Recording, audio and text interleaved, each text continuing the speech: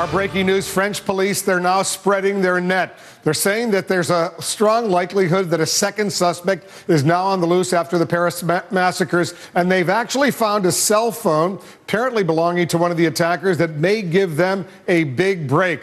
Let's go to our justice correspondent, Pamela Brown. She's getting new information herself. What are you learning, Pamela?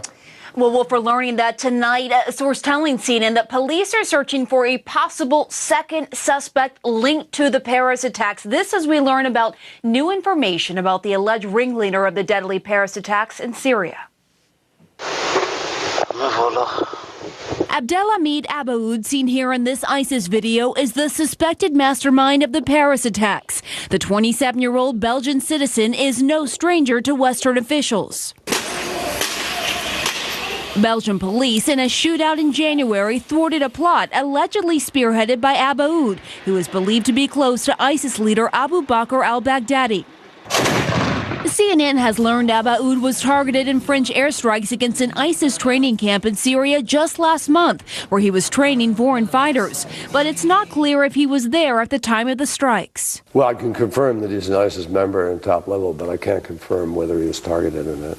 A U.S. intelligence report from May obtained by CNN sounded the alarm about Abaoud and warned ISIS had, quote, developed the capability to carry out complex attacks in the West. If you go back to the beginning of the year, it wasn't clear that ISIS had the ability to move a large number of operatives and to keep them under the radar and to help them avoid detection. And now they were able to do that to devastating effect. Details of the plot foiled in the January raid in Belgium eerily foreshadow what happened in Paris.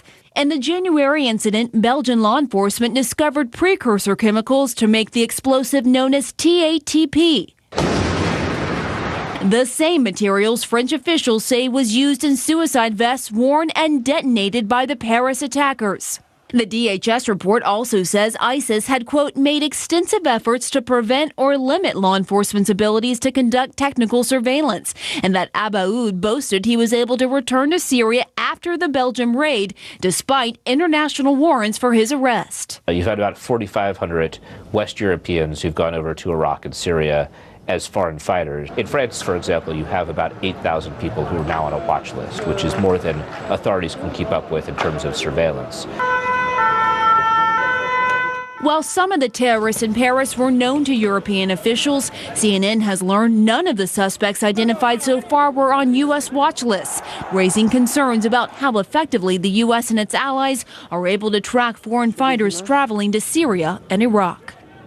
And the concern among U.S. intelligence officials is that those involved with the Paris attacks, especially those who were not in any European databases, could have potentially bought a plane ticket to the U.S. and entered with a passport from countries that participate in the U.S.